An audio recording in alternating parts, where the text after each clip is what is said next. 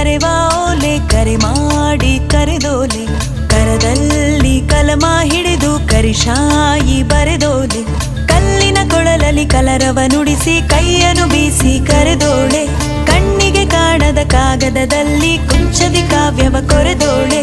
ಕರೆಯೋಲೆ ಕರೆವಾ ಓಲೆ ಕರೆ ಮಾಡಿ